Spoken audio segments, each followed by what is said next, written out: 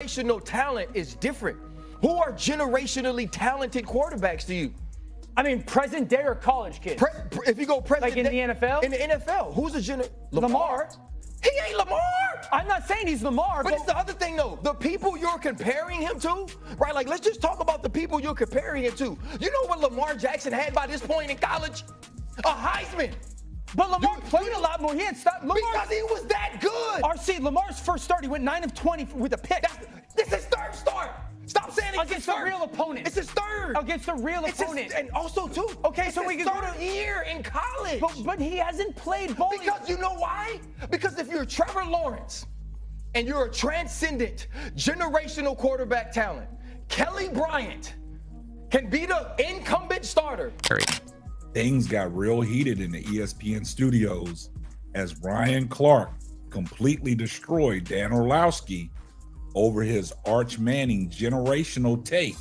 Now, we've seen Dan Orlovsky's bad take on Shedeur Sanders, and Ryan Clark has had enough. But we're gonna, guys, man, I'm here to tell you, man, it seems like Ryan Clark has had enough of Dan Orlovsky's bad takes when it comes to these quarterbacks. Now, we all seen and we've all heard Dan Orlovsky's take on Shedeur Sanders. We also seen him compare Dylan Gabriel to Shedeur Sanders. 100%. Can you define to me what that means? Well, generational talent would be that you have physical attributes that are rare and unique. When did 6'4", 225 pounds, 4'5", 4'6" in the 40? None of those things. 100%. He's 100% 6'4", 220 plus pounds, and is like 4'5", 4'6", and 40. Got clocked at 21 miles an hour on GPS.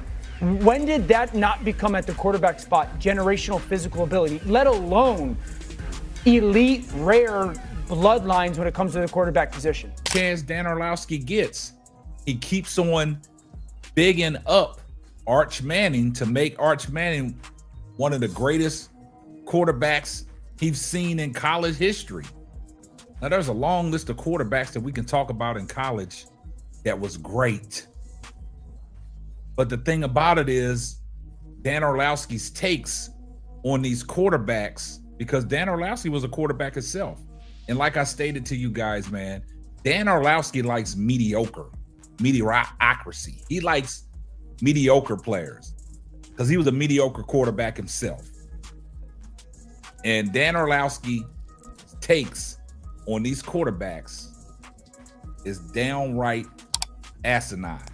And Ryan Clark wastes no time in destroying everything that he has to say about these quarterbacks. Generational talent, then who is? And how are we measuring it?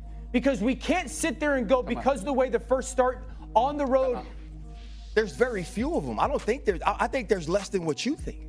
I think John Elway was a generational talent. I think Patrick Mahomes is a generational talent. I don't think Tom Brady, I don't think Drew Brees, I don't think Peyton Manning are generational talents. I think Andrew Luck ended up being a generational talent. I don't think there's a ton of them out there. But so then what? Then how does one, in your eyes, be a generational talent? Because there's not a lot of difference.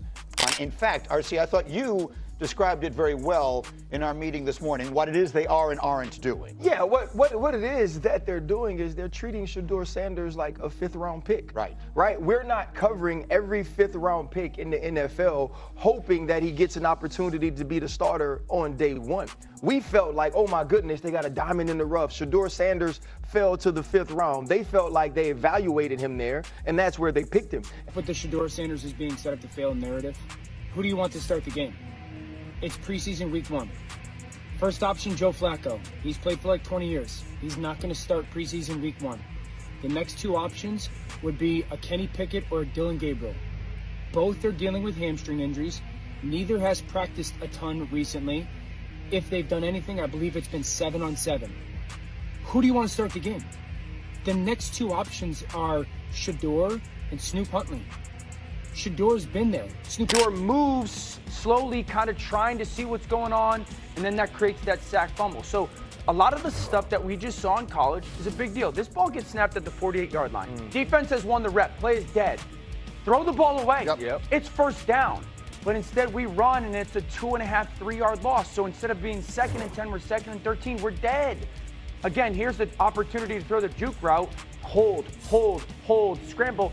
So some of those things that I was and others were concerned about on the college tape showed itself again. This is not the end of the world, though. This is part of his development in becoming a potential starting quarterback. My analysis on Shedeur Sanders for the people that messaged me, Uncle Tom, or commented, fool, I do want to say something to you sincerely from the bottom of my heart, and that's kiss my I'm not going to holler sabotage and racism when I don't truly believe something is sabotage and racism. I did have a problem with the way Shedeur Sanders was covered in the pre-draft process. The anonymous reports demeaning a young man's character who had never done anything wrong away from the field, had never shown anything but leadership. So while Shedeur may not have had reps with the ones, what else do you want them to do in Cleveland? It's an opportunity for him. It may not be the ideal opportunity. Very rarely is it for a 5th-round pick, but it's an opportunity for him to go out there and do in a game what many have reported he's done in practice. Stop with the setup to fail narrative. What that means, multiple teams, 32 teams passed on him multiple times.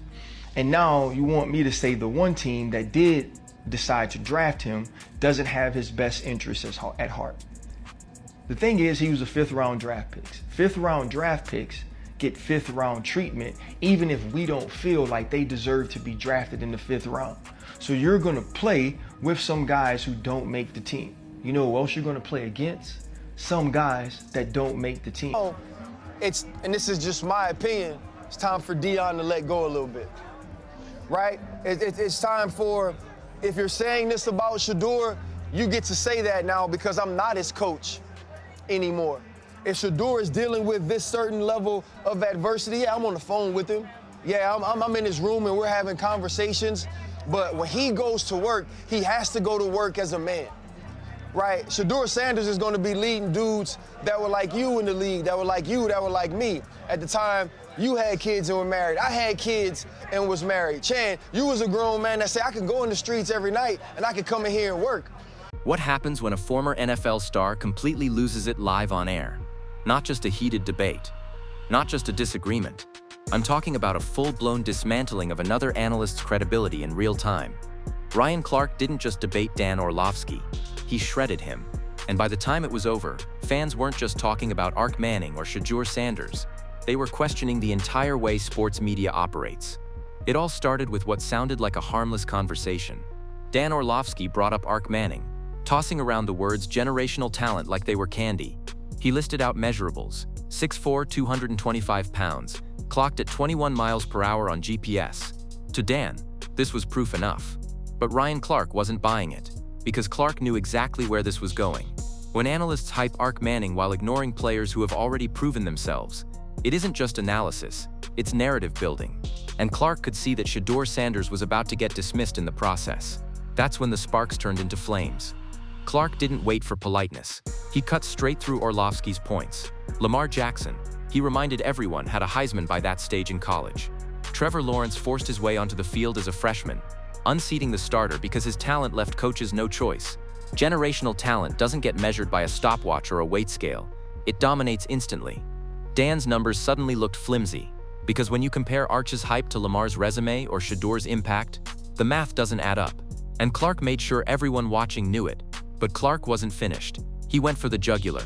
Orlovsky, a former quarterback with a reputation for questionable takes, suddenly became the target. Clark made it clear: mediocre quarterbacks defend mediocrity. That's why Dan keeps propping up players who haven't proven anything while downplaying guys who deliver results on the field. And then came the line that stopped the room cold.